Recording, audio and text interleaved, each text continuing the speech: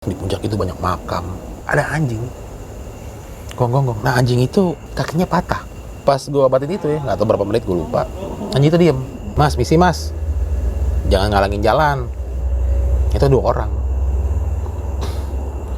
Ini senter gini kan. Ini gue liat siapa nih? Lo siapa? Hela diem. Ini siapa nih?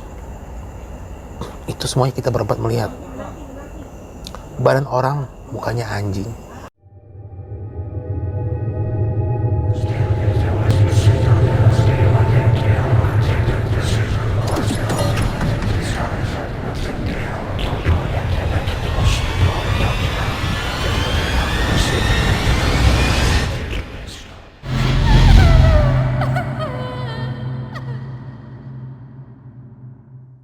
Bismillahirrahmanirrahim. Assalamualaikum warahmatullahi wabarakatuh. Salam sejahtera untuk kita semua. Kembali lagi bersama gue Sumaradi Wijaya atau biasa dipanggil Umang dalam segmen Kisah Mistis Pendaki. Di samping gue sudah kedatangan narasumber yang mungkin sudah familiar di dalam dunia pendakian, yaitu Om Heru Survival. Nah, di depan gue ini sudah ada 3 jenis sate yang bisa kalian dapatkan atau kalian beli di Instagram Heru Survival Photography atau menghubungi nomor di bawah video ini. Om Heru akan sedikit menceritakan terkait pendakiannya di Gunung Sanggabuana pada tahun 1992 yang berada di daerah Karawang, Jawa Barat. Bagaimana kisahnya? Nantikan yang setelah satu ini.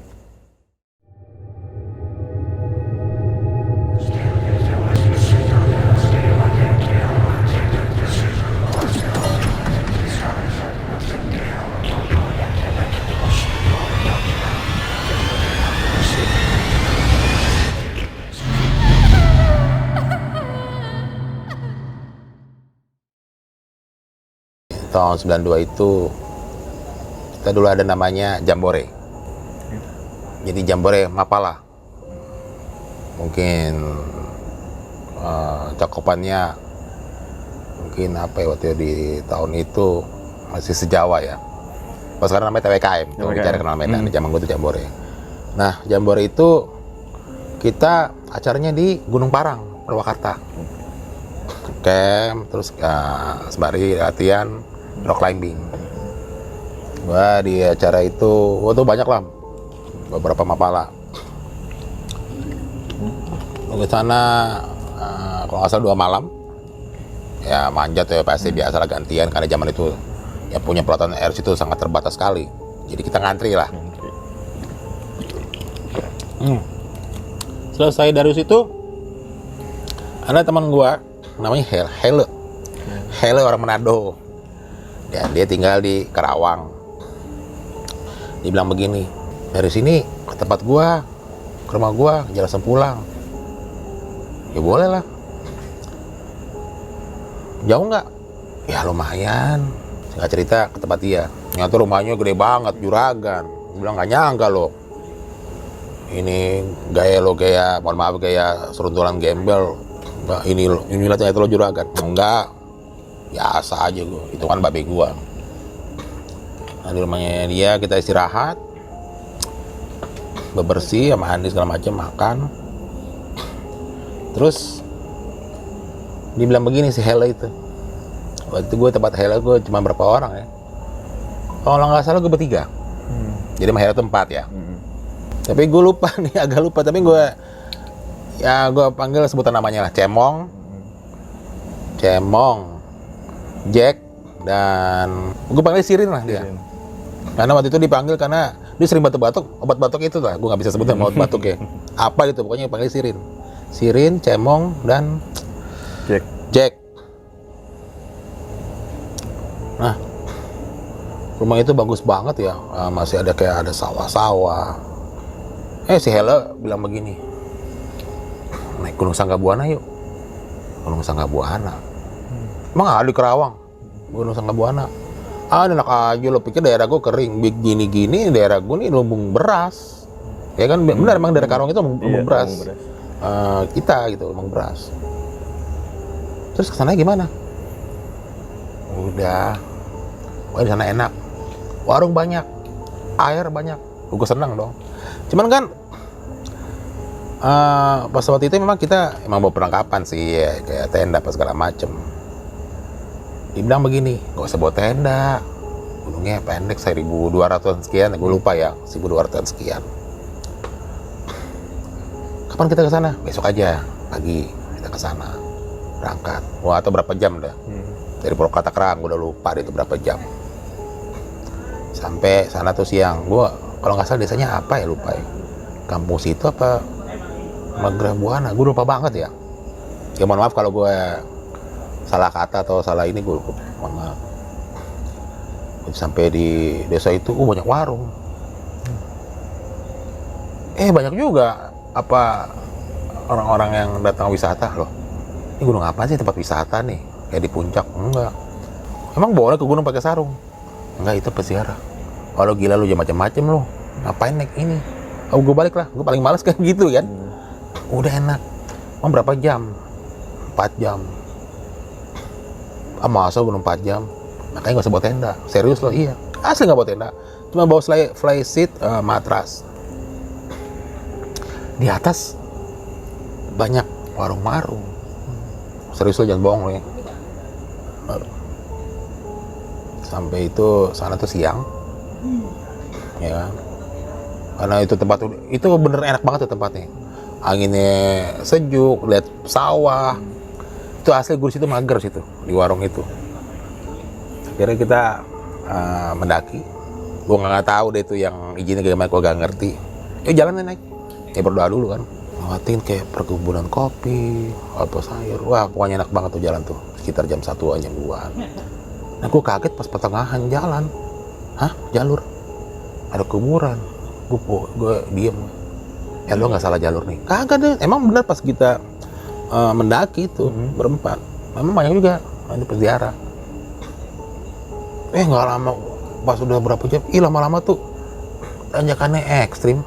Mungkin kalau nggak salah ingat itu kira-kira tingkat kemiringan 60 sampai 70 derajat. Itu gue nggak nyangka itu gunung. Nggak nyangka. Wah, itu langsung antara mau ketawa atau gue dikerjain kan, sampai ya mohon maaf ya, mungkin ada kata-kata ini kan kurang ajar loh, apa bang gitu tuh. Kota-kota udah nikmatin aja. Ya ampun tuh sampai apa mungkin ya, gue nggak tahu di pos berapa ya.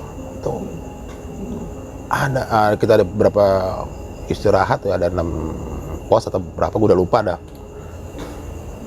Ada situ sebelum itu kita istirahat itu ada namanya dibilang pancuran. Gue pikir pancuran kayak ada bambu, ada pancuran itu. Ternyata itu kayak curug, kayak air terjun kecil. Banyak orang situ mandi.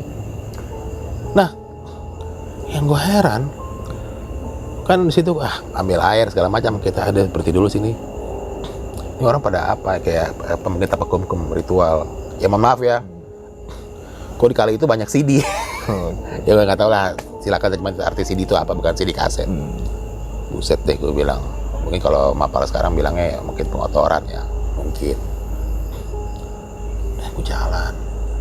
Atau bilangnya pancuran apa, nggak tahu namanya. Mungkin kejayaan, gue lupa. Naik terus. Pas mau maghrib sama sore, itu tanjakannya buset deh. Itu kalau gue bilang ya, model kayak Salak. Asli itu, Gunung Salak. Gitu. Mirip, Ciremai. Oke. Apa yang namanya, jadi tangan, dengkul, kaki itu udah kayak gini, apa scrambling apa ya kalau nggak salah ya. Itu gua asli sama teman gua, lo kurang ajar sih Hela, lo kurang ajar lo, diketahui udah kayak apa ya kalau Ciremai Bapak Tere ya. Nah kayak gitu. Buset, nggak nyangka tuh, itu pohonnya besar-besar. Lo kok bau kemenyan nih? Gue baru pertama kali lihat pohon kemenyan. Ternyata ada pohon kemenyan, gede banget, ada pohon damar, itu pohon gede-gede. Gue belum pernah lihat pohon sebesar itu di Gunung Sangga Buana. Itu kan, karena sebelum itu kan gue belum ke Kalimantan, ada pohon lebih besar lagi. Naik terus, maghrib kita jalan. Sempat berhenti, jalan lagi. Nah, pas lagi gitu gue lihat ada anjing.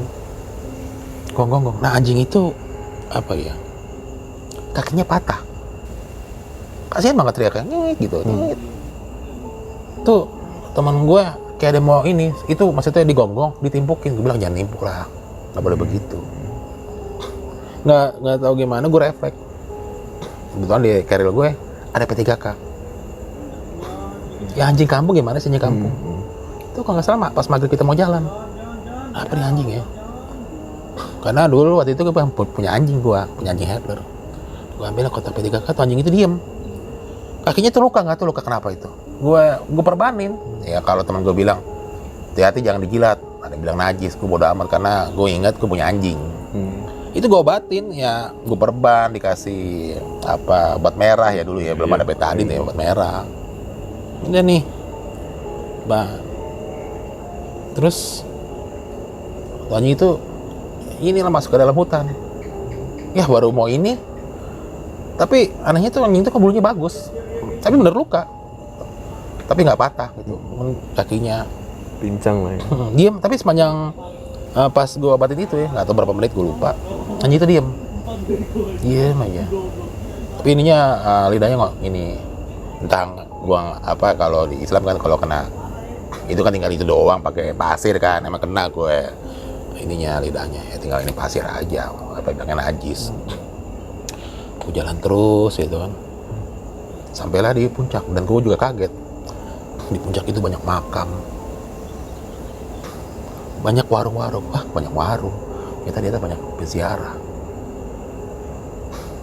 Sampai puncak itu perjalanan kayak kurang lebih ya, gue mulai jam 2 siang, berarti gue jalan tuh 8 jam tuh ya, sama istirahatnya. Nggak tahu jam berapa tuh, jam 10 malam ya. Oh iya. Jam 10 malam ya kurang lebih ya, dengan melalui dengan tanjakan-tanjakan yang gila itu ya, udah perpaduan antara Ciremai dan Gunung Salak.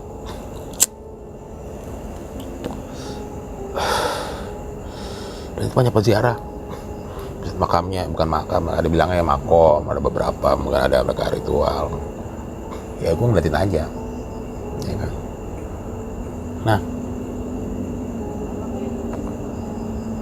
si teman gue ini, si Cemong kayak nggak enak gitu, nggak tahu gimana, bilang jangan lama-lama deh. Udah kita nggak camp aja, tanggung nih. Kan kita bisa lihat sunrise. Cuma memang pemandangan di Gunung Sanggabuana banyak pohon-pohon ya. Ya kalau kita mungkin lihat kayak Pangrango gitu ya. Nah si Cemong itu entah apa yang dilihatnya gitu loh. Ya kan. Dia nunduk aja gitu. Lo kenapa, Mong? Enggak apa-apa. Ngobrol, makan itu. Dan memang di situ banyak. Waktu itu mungkin ada 1-2 warung, gue lupa. Dan itu cukup banyak peziarah situ. Bilang itu peziarah aja. Pas kayak gue hela, itu aja orang peziarah aja nggak bawa tenda, kan gue bilang apa nggak usah bawa tenda. Tapi waktu itu gue kekeh, gue mesti bawa tenda. Pas kira-kira mungkin jam 11 jam 12 malam, hujan turun dengan derasnya. Wah, kalang kabut, flysheet, bawa flysheetan doang, ya kan? Kira gue ada merapat di situ, kita ada warung, tapi warung itu nggak buka. Ada mungkin kayak tempat-tempat duduk kayak mungkin dibilangnya apa sih, bukan gazebo ya, saung ya, kayak gitu ya. Duduk situ, hujan kan, ngerokok aja. Pokoknya di saung itu gue cuma berempat doang, yang peziarah juga ada di sana kan. Terus sepanjang kita itu nyium bau dupa. Ya udahlah, gue bilang jangan usah kretek filter, nggak usah kretek aja, biar lo nggak anak-anak Mong. Gue nggak tahu si Cemong ini kenapa, mungkin kalau sekarang dibilang ini kok kali ya. Dia diem aja, terus dia mual-mual, lu minum, lo mah nggak usah didramatisir lah ini. Terus ada bapak-bapak, isi mas ya, numpang neduh. Bapak-bapak itu pakai caping, tapi kita nggak bisa lihat ininya kan, mukanya. Bang neduh. Pak rokok pak? Enggak, makasih. Ngerokok kawung. Wah, semakin mual aja si Cemong kan. Aduh, gue pusing di kepala gue nih. Wah, muntah dia. Udah nyium bau dupa kemenyan, rokok apa kelawung ya, kelobot ya. Gue ketawa-tawa situ. Bapak-bapak itu nggak ini, diem aja. Pak, dari mana pak? Saya dari jauh. Jauhnya mana Pak? Nggak jawab, ya kan? Pak, minum Pak. Makasih. Pak, makan Pak. Makasih. Si kakak itu, makasih ya Mas. Saya turun. Hujan udah reda, gerimis. Ditebak-tebak gua. Makasih Mas ya. Makasih ya Pak. Jalan aja. Melihat kondisi si Cemam begitu, dia ngemut-mut dan segala macam, dan hujan udah reda, akhirnya kita memutuskan untuk turun, ya kan? Si Ella bilang udah turun aja sih. Si Ella ini si Binyo, panggil Binyo gila lah, emang orang Manado. Ya akhirnya pas di tahun keberapa dia ngajakin gue ke ekspedisi Sulawesi, nanti ada ceritanya itu. Udah turun. Gue nggak tahu tuh turunnya berapa, mungkin jam 1-an turun.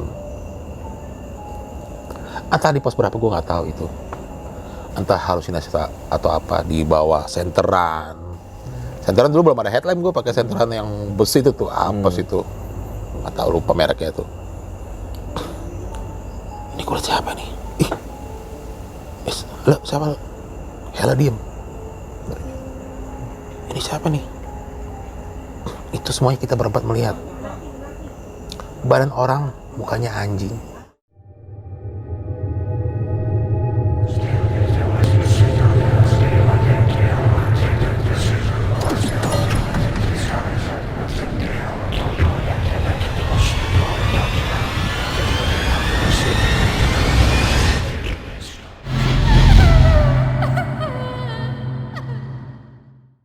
Aku diam aja nih.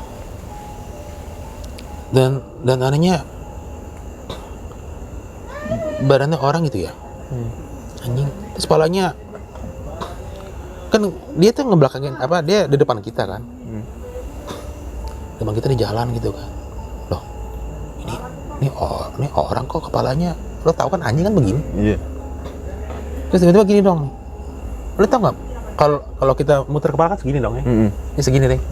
Kalau muter setengah lingkaran berapa? 180 derajat. Itu asli kita jatuh semua. Mungkin kan ya kalau gue bilang karena kaget atau juga karena trek licin, jatuh semuanya. Kegelincir kita. Kegelincir. Itu apaan ya? Saya bilang, udah lo diam aja, nggak usah ngomong. Jalan terus, nggak tahu entah berapa jam tuh. Nah itu ngelewatin, mungkin kalau dibilang lo tanjakan apa kalau orang bilang tadi ya. Iya tuh, kalau bilang tuh 2 jam, katanya bilang tanjakan 2 jam tuh katanya.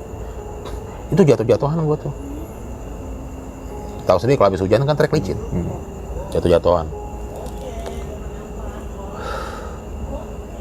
Pas lagi di pos berapa ya, gue lupa itu ya. Itu mau pokoknya kalau nggak salah sebelum subuh. Ada orang duduk di tengah jalur. Ini siapa ya? Gue pikir pendaki kan. Tahu sendiri zaman dulu senter yang besi itu. Ini siapa? Terus si teman gue, Mas, misi Mas, jangan ngalangin jalan. Itu 2 orang. Gini senter gini kan. Wow, 2 orang. Ya, kayaknya sih kayak laki, muka anjing. Asli itu gue berempat semuanya tuh, sampai ya apa mungkin teriak atau apa gitu ya, tapi nggak minta tolong, gila gitu kan. Rela langsung gimana ya, mulut teman gue diginiin, dia ngomong gitu loh. Tapi pas lagi kita center lagi nggak ada ya, karena saking ketakutannya dan pengen nyabat base camp. Tahu sendiri habis hujan jatuh, udah otomatis pasti luka. Itu nyampe tuh ke base camp yang di bawah tuh, mungkin pas subuh tuh, bukan 4 pagi. Alhamdulillah kan, aduh nyampe deh. Itu sampai kita yang di warung itu pesan apa mungkin teh manis itu mungkin gue rasa belum 1 menit udah gluk. Tahu sendiri entah panas atau dingin, kita udah saking udah capeknya udah apa, itu sampai punya warung, mas pelan-pelan mas, ditutup dulu pelan-pelan. ada yang bilang, mas sudah subuh, sholat aja dulu, sholat. Ada seorang mungkin imam masjid ya, apa imam musola, terus dia bilang gini, kenapa sih kok kayaknya kok dia di atas cuma sebentar nggak nginep? Iya apa nggak nginep? Entah gimana, mungkin yang seorang yang imam yang di musola itu tadi nemu anjing ya, gue cerita, iya saya nemu anjing yang luka, terus saya obatin. Tapi ini pak, saya nemu ada orang kok mukanya muka anjing. Si orang imam masjid itu apa-apa itu, kalau orang sini dibilangnya itu aul. Menurut kepercayaan mereka. Tapi nah itu siapa pak? Nanti kamu juga tahu. Tapi selama kamu ini ya nggak apa-apa. Kamu paling penasaran kan? Yaudah nanti pagi aja ininya. Udah gue istirahat gitu. Bangun-bangun jam 11-an. Saya bilang udah langsung pulang deh. Di jalan naik bis atau angkot, gue lupa itu ya, ada bapak sama kayak orang desa gitu, ngomong sama gue begini, ngomong sama gue, bisa naik gunung Sangga Buana? Iya pak, makasih ya kamu sudah ngobatin saya. Itu semua bengong, semua penumpang bengong. Bapak siapa? Enggak. Apa kalau motor gimana sih? Turun. Jalan cepet banget. Nggak tahu turun di mana, pertigaan atau apa. Makasih udah ngobatin saya. Sampai gue ke tempatnya si Hela. Hela punya itu. Ngobrol sama bapaknya. Bapaknya emang pensiunan tentara. Bapaknya mengerti tentang kayak gitu. Gue cerita. Siapa sih pak? Coba kamu ceritain. Ini pak, ini. Oh itu ada manusia berkepala anjing. Ya, kaitannya apa pak dengan ada anjing yang nolong itu? Kamu pas turun itu berapa jam sih? Lama pak, sampai 5 jaman atau 6 jam. Kan kamu kan mendaki ya normalnya paling 8 jaman atau ya kan? Terus turun tuh ya dibagi 2 dong, lebih cepat. Walaupun kamu terjatuh-jatuh habis hujan, paling kamu 3 jam, ya kan? Apalagi dengan masih muda-muda gini, pasti kamu ada lari-larinya kecil gitu, lari-lari kecil. Iya sih pak. Tapi kok kamu lama banget ya? Kamu merasa nggak sih waktu kamu turun itu ada di jalur itu ada yang entah nunjukin kamu gitu? Yang kamu dari cerita kamu itu kayaknya kamu bukan jalur yang itu kamu lewatin. Kayaknya sih pak. Ya udahlah nggak apa-apa buat pengalaman kamu.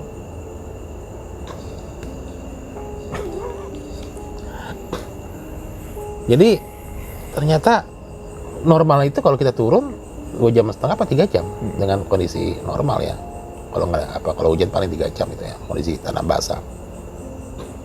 Ya untunglah kamu ada yang nunjukin, ya mohon maaf ya mungkin entahlah kamu ditampakkan seperti itu. Memang kadang-kadang orang desa itu ada yang melihat, ada yang tidak. Tapi masih untung kamu ditemuin kayak gitu. Ya kan dia nunjukin jalan ke kamu. Oh iya pak, makasih. Jadi kesimpulan dari pendakian Gunung Sangga Buana, ya jangan meremehkan gunung dengan ketinggian di bawah 2000 mdpl. Nyata tuh gunung itu treknya sangat terjal sekali tuh, 60-70 derajat kemiringannya. Terus yang kedua, di pendaki gunung kan kita dilarang membunuh apa mungkin nggak boleh bunuh hewan apa gimana ya, karena gue secara spontanitas menolong anjing itu. Gue nggak tahu anjing siapa, mungkin anjing warga kan. Pikiran gue positif aja karena gue punya anjing di rumah. Ya gimana sih kalau kita punya hewan piaraan, kalau hewan kita terluka pasti kita obatin, kita bawa ke dokter atau gimana. Itu gimana tuh pak? Ya nggak apa-apa, anggap aja ini pelajaran buat kamu. Berarti kamu harus menyayangi semua makhluk Tuhan. Emang Hela itu Nasrani. Di ajaran kamu juga begitu kan? So, makhluk ciptaan Tuhan kayak harus kita sayangi gitu kan. Kalau kita punya kucing kita kasih makan gitu kan, punya anjing kita kasih makan, seperti itu. Ya betul kamu selamat. Saya udah was-was kamu ke naik Sangga Buana. Soalnya saya baru pertama kali. Kesel juga di situ. Wah kurang ajar lo bilang udah sering, itu baru pertama kali ngajak kita berempat. Ya sempat ketawa juga kan, bapak juga ketawa. Ya udah istirahat. Udah besok kan mau pulang. Oh besok pada mau kuliah.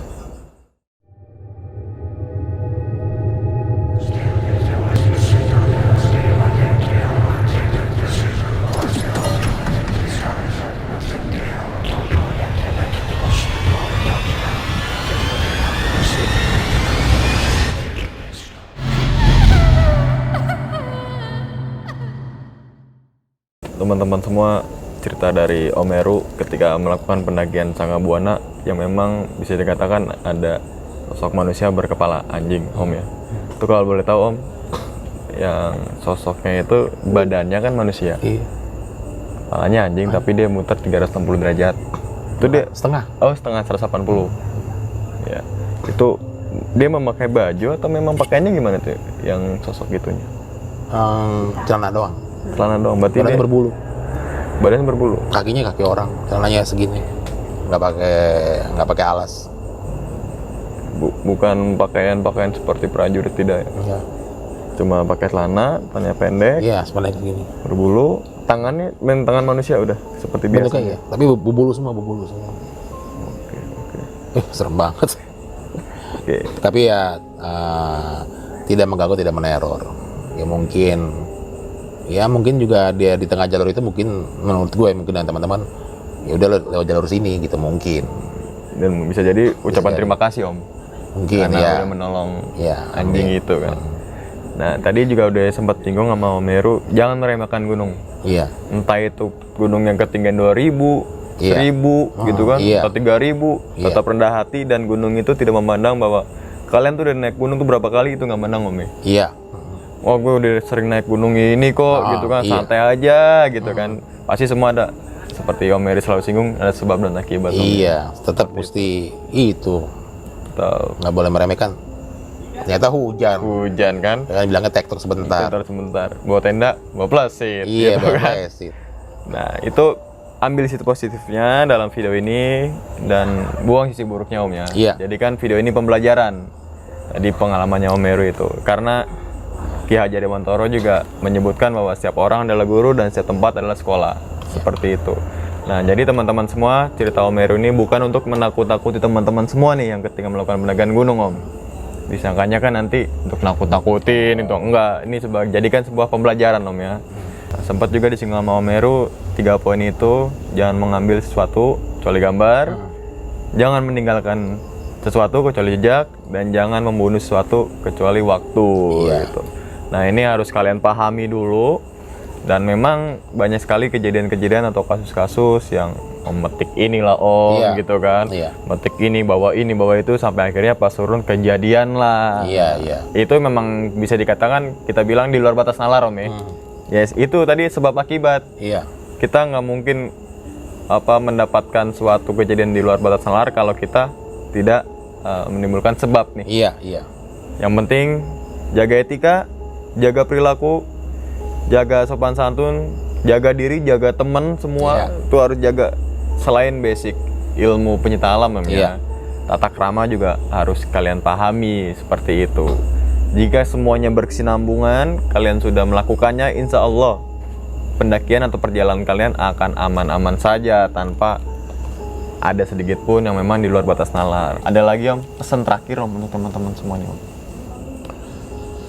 Pesan terakhir ya. Pesan terakhir. Maksudnya pesan dari Om Heru nih, dari pengalaman itu. Kalau pesan terakhir udah dong. Tidak semua gunung yang saya jelajahi dan hutan itu banyak mistisnya. Tidak semua. Itu tergantung bagaimana kita menyikapinya.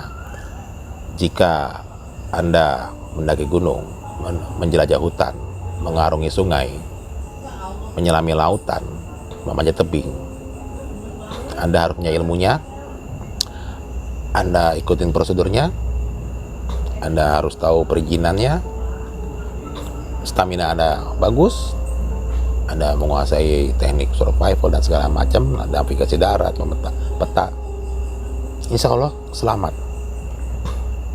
Dan juga yang paling terpenting, di antara itu semuanya yang kita punya ilmu itu, jaga adab dan etika di tempat tersebut. Kearifan lokal. Iya. Kearifan lokal, seperti itu. Oke, teman-teman semua, itu sedikit cerita atau kisah dari Om Heru mengenai pendakiannya ke Gunung Sanggabuana pada tahun 1992 di daerah Kerawang, Jawa Barat. Nantikan video-video selanjutnya dan siapakah narasumber berikutnya. Tetap pantengin terus di YouTube Sumara di Wijaya. Mau subscribe mau kagak terserah kalian, mau like mau kagak terserah kalian, mau komen mau kagak terserah kalian.